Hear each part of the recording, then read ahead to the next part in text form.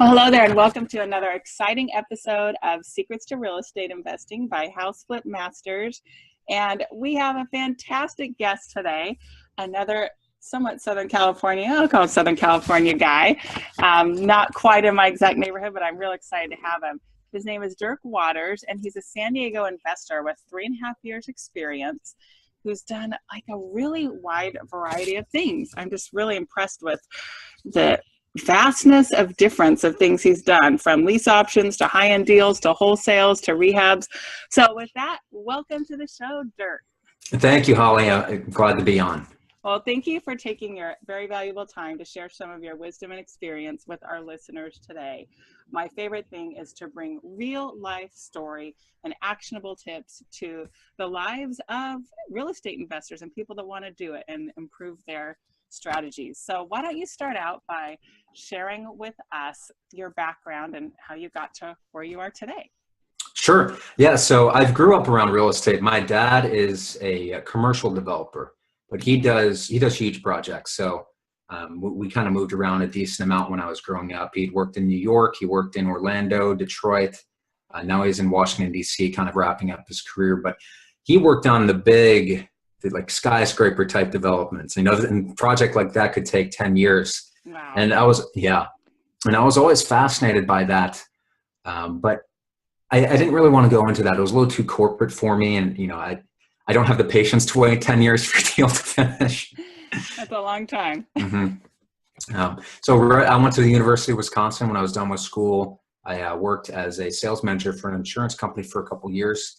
And I liked that, but I didn't love it. And a couple years after I got started, I kind of got the itch, the real estate itch, and I started educating myself. I think I did what a lot of people do, which is go to the forums, biggerpockets.com, listen to podcasts like this one, and kind of get your knowledge where it needs to be. And I started like a lot of people started. I started doing wholesale deals, both traditional and lease options. I really like lease options because not as many people were using that strategy. And it was when I'd have a seller on the phone, some of them hadn't heard of it, and it kind of set me apart. But after a little while of doing that, I got hooked up with these guys actually at an event, at a seminar event, which, I don't think it's that common, but we ended up working together, and they had big private money relationships up in the Bay Area, and they wanted to do high-end flips and remodels. So those were my first real rehab deals, where we did 3 in Orange County, and these are higher price points, like $2 to $5 million. So it was cool to work on those. Yeah. That is hairy and scary to me, because unless you've got a really fat profit margin in them, it seems like you could lose a lot. How did they go for you? Did they go really well? Did you guys make great money, and was it scary or? Well, yeah, it was exciting for me because those were some of my first bigger deals. And I went through a lot of opportunities before we settled on the ones that we actually did. So there wasn't an amazing margin, but it was good enough. It was something that I would still do now. And that was 2015. So that, the market was still going up, and, it was all right. They went really well. So it was exciting, and it was awesome to go through that experience. That's cool. That's really cool. So tell us a little bit more about what you're focused on now and what you've done in the last couple of years. So you got into the high-end flips, and what else?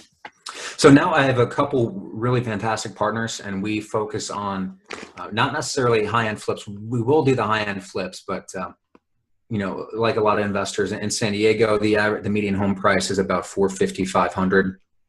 So we're doing flips in that ballpark, but to kind of set ourselves apart, we'll go higher than that. So a lot of our flips are $700,000, $800,000, $900,000, $1 million, and every now and then we'll do one, $1.5, $2 million.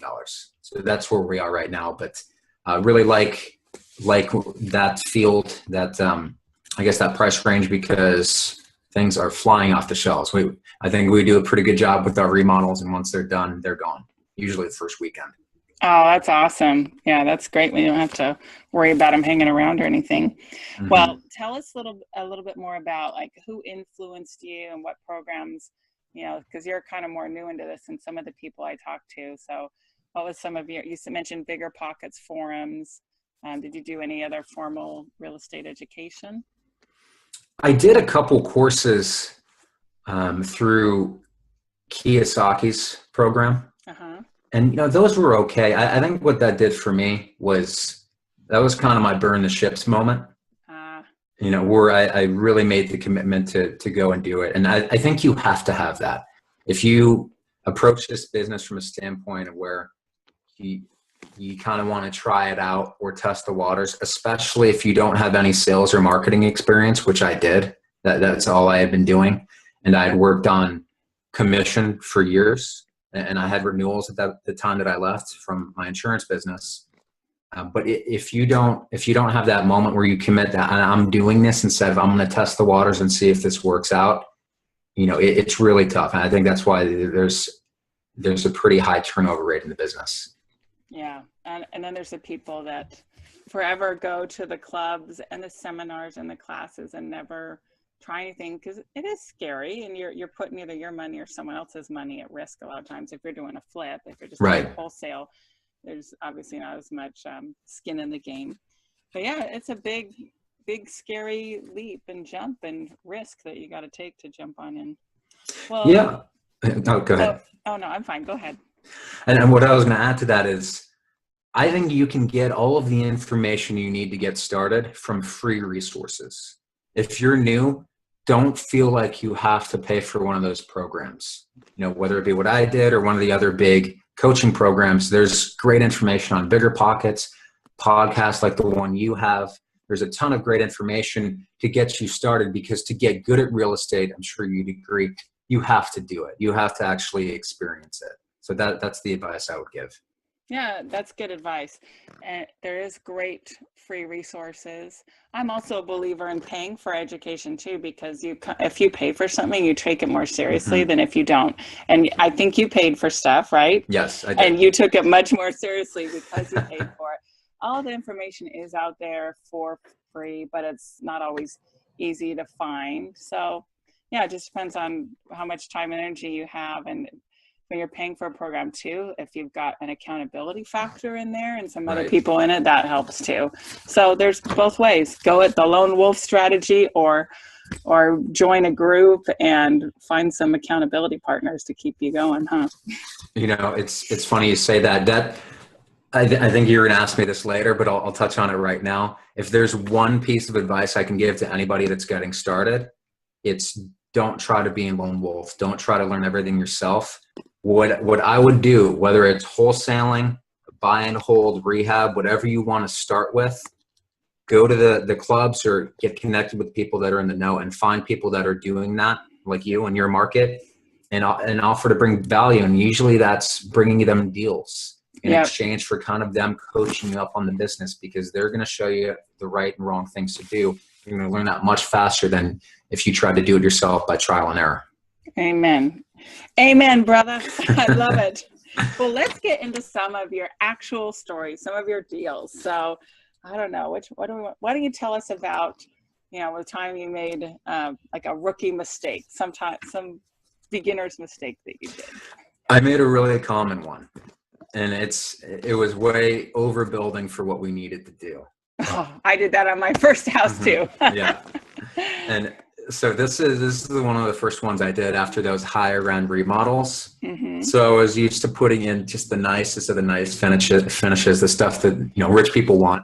Yeah. And, we went over budget by probably about 20,000 more than we needed to. Oh. So it would have been a great deal. It was kind of an okay deal because we put so much into the countertops and the bathrooms and the flooring. We just didn't need to do all that stuff. So if you're doing a remodel at a middle or a moderate income price point, really look at the comps. If there's an open house from other flippers, go check out what they're doing and do something similar. And you can even do something a little bit better, but don't try to make it a mansion really high end when you don't need to. That's one of the mistakes I made.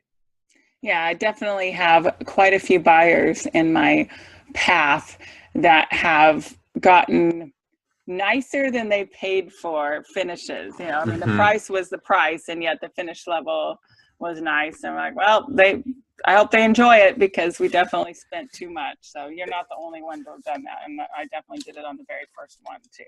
I made it how I would want it. Like, well, I would want this, so I need this. But I was working in, my first one was in Moreno Valley, which maybe you've heard of, but it's a lower income, blue collar type area. They did not need the fanciest granite, that's for sure. Right. All right. Well, tell us too, since you've dealt with sellers, tell us about, one of your stories about, maybe dealing with the seller. What interesting stories do you have about that? I've got a good one. So for a while, one of our strategies was to go after people in foreclosure, pre-foreclosure, just to distress sellers. And I know a lot of people do that. And we had a team that would go out and door knock, and, a bunch of agents that they knew to keep an eye out for us. And most people, they go after the list. So everyone has access to the public record, the notice of default, notice of the trustee sale list.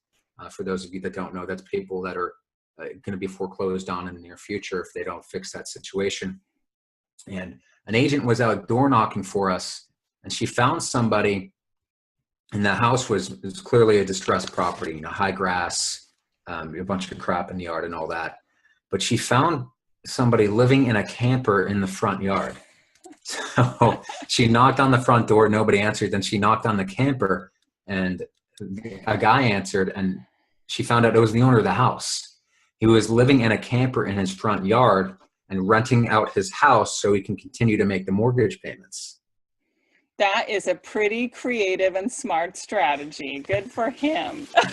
Yeah. But the thing is, it wasn't, I feel like when a lot of people get into that situation, it's sad because they're in survival mode. He wasn't living well. He wasn't in default because he was doing that, but the quality of his life wasn't great. And he was like other people that continued to live in their homes, but were on the list because they hadn't paid. There was really no difference.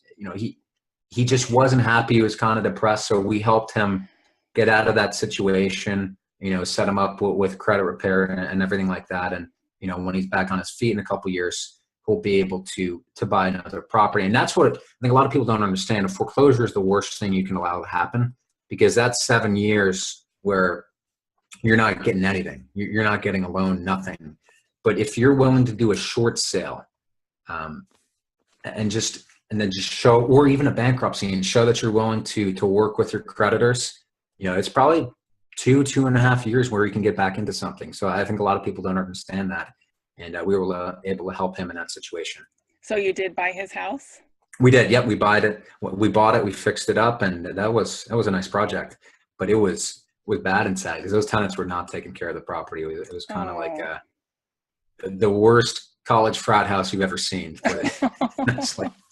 I bet it smelled great too, huh? Oh yeah, they always do. So like in that particular case, did you do anything like where you took over his payments and caught him up, or you just bought it and paid it off, or do you remember? Great question. Yes, we did. We took it over subject to, which is a strategy that I absolutely love. Me too. Well, why don't you explain that for our listeners that may not have heard of that, what that means and how you did it and why it was better than other acquisition methods for you? Yeah, sure. So basically, subject to means you're taking over the property subject to the existing mortgage. So essentially, we just took over his payments, and he wasn't behind, which was nice. Now, normally in a foreclosure situation, you're going to have to catch them up. You're going to have to reinstate. So what that means is you're paying the payments that they've missed plus penalties and fees, anything like that, to get them current. And as long as that makes sense, with your deal, with your numbers, you can definitely afford to do that. But the benefit there is you're taking over the payments for the 3-4 months, however long it takes to do the rehab, and then reselling it. But you don't have to go get new financing. You don't have to deal with anybody. You don't have to pay points or fees or anything like that. So it makes it a lot cheaper, and it makes the deal better for you. Yeah, for sure. And the bank mortgages on an owner-occupied home, do you remember what his interest rate was or ballpark? 5%, maybe 6%? I think it was in the 4s. So it was fours, even better. Yeah. Mm-hmm. I mean, today the rates are in the 4s, but if someone had a mortgage from a few years ago, 5 or 6, where your alternative when you are a flipper is to go get a hard money loan. Hard money rates are typically what? Anywhere from 9 to 12 to even higher than that if you have less experience or you're doing a second position. And in other states, I've heard they charge a lot more. California, there's so much money chasing these deals, so you can get hard money as cheap as 9% and maybe a point or two. But in other states, I mean, it might be 15%. It could be a lot. And if the deal still works, it's great. It's not a bad thing. But if you can take over somebody's bank loan, that is gold. Did you pay him any cash out of your pocket up front too, or you just took over the payments and he went on his way? Or no, we did. Because we wanted to legitimately help him, so we gave him like $10,000 to move, and we gave him a little bit out of the back end profit. But it was still a great deal for us, and he was happy with that because he got to move. That was a lot of money for him at that point. Awesome. That's great. And it was an agent that found that deal for you then? Yeah, an agent door knocked it for us, so we let her work with us when we were reselling it. Sweet. Well, and I think that is a huge lesson to investors, that not to discount the value that realtors can bring. And I say that not because I'm a realtor, because I was an investor before I was a realtor. But I bought my last 100 houses pretty much through realtor connections. I am lazy and not want to do marketing. So I'd rather go talk and make friends with realtors than figure out the whole direct mail marketing thing. So, you know, for me, I'd rather have realtors bring me deals. And it sounds like you've had success with that too. Have you had other deals from realtors? Okay. Yes, I agree with you 100%. This is the ultimate relationship business. So if you have good agents out there pounding the pavement and knowing to bring you stuff, because they can't list a property like that. Yeah. You know, a normal buyer's not going to buy that. That has to be fixed up. But they'll bring you great deals. So the more great realtors you have on your team, the better off you are. And I'm an agent too. You know, I will take on listings from time to time, but you know, I'm not out doing that all the time because I'm busy. But they're out doing that, so why not have them on your team? Yeah, I think it's a great resource to have. I'll send them little email reminders. I need to do that again now, but I would, you know, have different subject lines like, seen any moldy houses lately? Seen any stinky houses? Have any listings that you're embarrassed to take? Call me, think of me. So yeah, I think that's a great opportunity there. Well, what other advice do you have, especially, I think you have a story you can share with us about permitting, when to permit or not to permit, and what's your experience with that when you're doing a renovation? I do have a good story, and you need to know, if you haven't done it before, find somebody that's done it in that area. It's a mistake we made. Are you familiar with the Coastal Commission? A lot of these areas on the water in Southern California, if a property is too close to the water line, you might have to go through the Coastal Commission. And if you have to do that, it could take a long time. I'm talking, it could take a year, 18 months, 2 years to go through that. And we, on one of our first higher end flips, we were going to really kind of mess with the existing structure. And if you mess with more than 50% of the existing structure, you have to go through coastal in this particular area. And we didn't do our homework on that. So we went through the plans process, and we had new plans drawn up. And then it came to our attention that we were going to have to do that. And we weren't going to wait 2 years for that. So we had to spend money again to adjust our plans, where we're going to use over 51% of the existing wall structure, so we wouldn't have to go through the coastal process. So it costs us a lot of money in plans and stuff like that.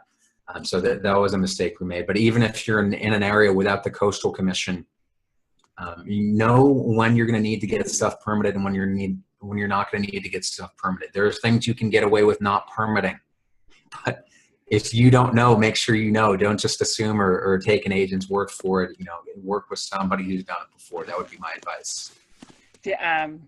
So how much time would you say that cost you on that house? And then can you figure out how to translate that into dollars, or is that too tricky to figure out? It cost us 3 months because we had our draftsman out there, architect, contractor.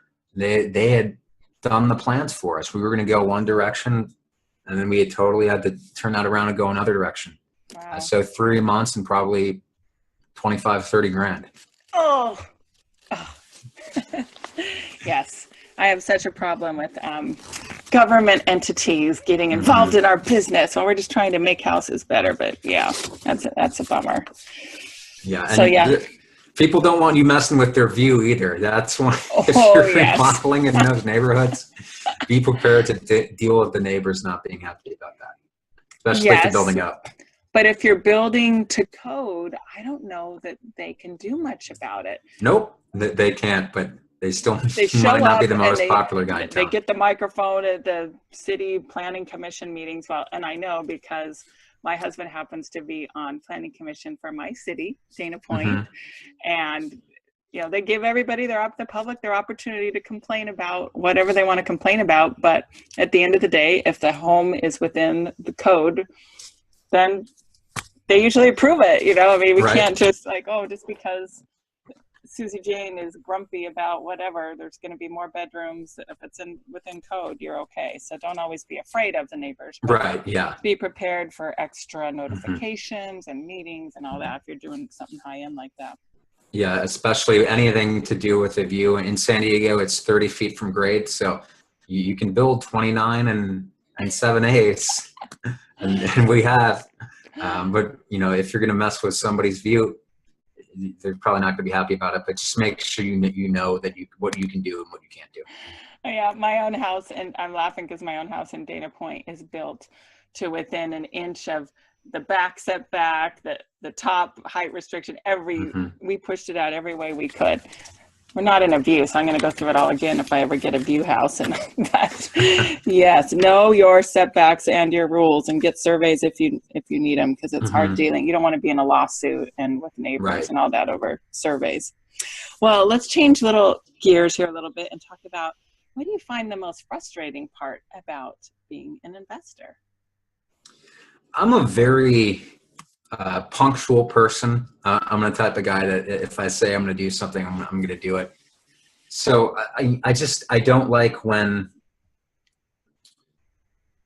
the waiting game. Sometimes people won't get back to you and all that stuff. And that's frustrating for me. I'd like to move things along faster. Sometimes dealing with contractors, not sometimes, a lot of times it's like that. So just keeping things on schedule and I would say put in good systems. Otherwise, you're going to be babysitting people all the time. So just staying organized and staying on top of all the little moving parts is one of the most frustrating things for me. So what do you use when you say have a system in place? What do you use to manage contractors or stay on top of them? To manage contractors, we have a project manager now, bringing one on board. Before that it was kind of just driving around and making sure they're doing their thing. So, and there's not really an online thing we use for that, but the one thing we've implemented into our team is Slack. I don't know if you've heard of that or used that before. I've heard of it. I haven't used it. So tell us about it. What is Slack? Slack is amazing. It's just sending emails back and forth can get really cumbersome and stuff gets lost. People don't see stuff, but Slack it's like a message system specifically for business. And so you can send files, you can send pictures, you can organize. So you can have a section for one particular deal. So all the communication stays in one place. Potential deals, all the communication stays in one place. And when you get a Slack notification, this is specifically business. So people tend to pay attention to it much more than a text message or just an email. So that's worked really well. I really like Slack. I have to check that out myself.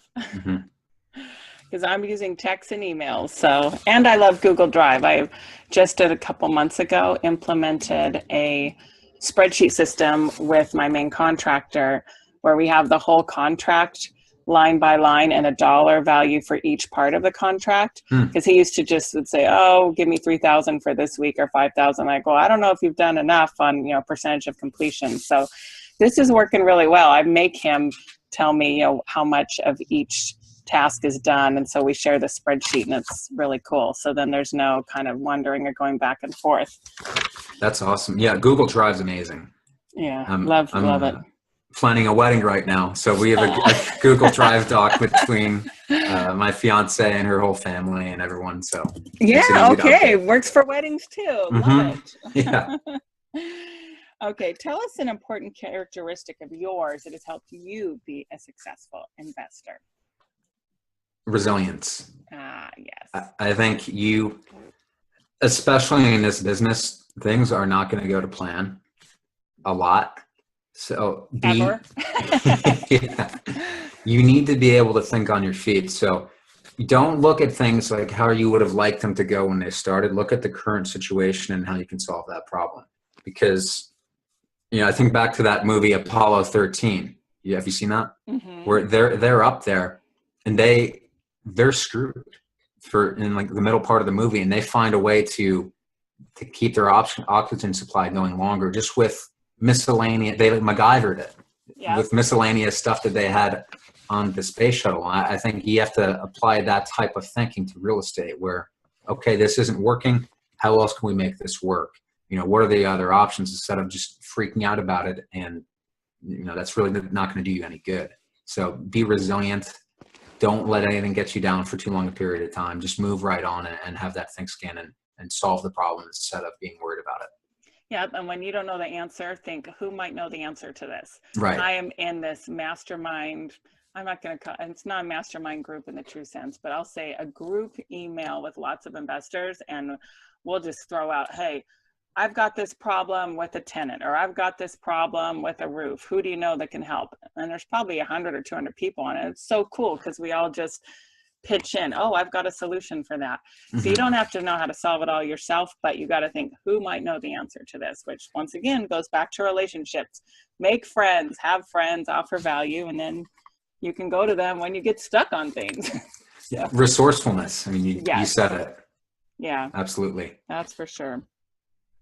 Well, we're getting close to the end of our time here, but why don't you tell us, if you would, what your thoughts are about, the market today, and also, going off of that, what are your goals for the year too? Yeah, so the market, there's really low inventory in San Diego right now. It's the lowest inventory there's been for 13 years. Mm-hmm. But it's kind of unique because at the same time, housing affordability is really low. And I know unemployment, last couple of years has been improving, but the type of jobs that are being created aren't the jobs that are going to allow people to afford homes in San Diego. The median price point is $450, $500, and it's the lower paying jobs that are being created. So I think that's kind of a misleading number. So when inventory increases, I believe the market will go down. A lot of people think the market's going to continue to rise, and I think it could for a little bit longer. But I think we are peaking. I don't think it's just going to be one of those things where it's forever increasing like that, because it's cyclical. About every 8 to 10 years, we have a dip. And, every time that happens, historically, people think, oh, no, it's going to keep going up. But I don't think so. There's not enough people to continue buying homes at higher price points. Mm-hmm. That's just my take. So if you're flipping, you're in great shape because you're in, you're out fast. And thankfully our market is very inefficient. It doesn't happen.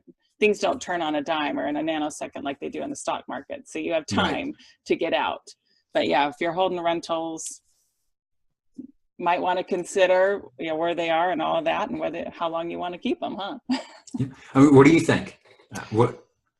I think that we are high. I think that we have support, at least in Orange County, to kind of stay high. The low inventory is keeping prices up, that's for sure, because I see that.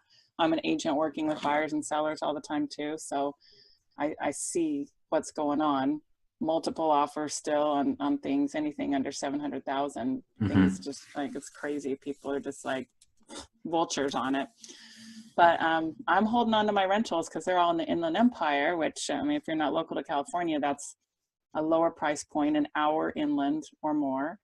And I think there's enough support to keep those. So I'm holding on to those rentals, but I don't think I'd be holding on to rentals in Orange County and the higher priced areas. Yeah, I agree, 100%. Yeah. So what are your goals for the year? My goal for the year is very simple. 50 deals. Now that doesn't have to be all investments. I do take on good listings as well, but just out there hustling and getting to that number 50. So 50 deals, very simple. Good for you. And you got a wedding to pay for too, huh? Or maybe the bride's mom is paying for it, huh? Hey, you've got incentive now that you've got a lady in your life and that's true. Starting a whole new life. That's exciting. Well, I've got some time. It's May 2018. So. It'll be here before you know it. I know. Well, congratulations. I'm Thank excited you. for you. That's really fun. That's great. Well, tell us how, if people want to get in touch with you and what you're working on, what your website is, how would people get in touch with you, learn more about you? Yeah, absolutely. So I have a website. It's just my own name, dirkwaters.com. If you'd like to, you can check out, I have some blog posts there. I also have a podcast, a real estate growth hacker podcast that's on iTunes. So go check that out, subscribe. You can give me a call. I do answer my own phone. Number is 619-839-5757. Excuse me, 9757. 619-839-9757. And Facebook's great. I'm on Facebook all the time. I do a lot of my marketing from Facebook. So if you want to send me a friend request and message me, that's fine too. So any one of those. Awesome. Yeah, check out his podcast for sure. So thank you so much for your time. I loved hearing your stories. I love hearing true experiences of people really making it happen. And reach out to Dirk with any questions, or if you want to see how you can work with him. If you're in the San Diego area, there's probably some good relationship opportunities and ways you can work with him and have a win-win situation there. So with that, thank you for your time, and get out there, my listeners, and apply these lessons. Take some action, find some other people doing it, and go have some success. Thank you, Dirk. Thanks, Holly. I appreciate it. Hey there, thanks for watching the video. Make sure you like it and click subscribe to get notified of more videos. And you can go to hardhatholly.com for a free download on secrets to finding great deals.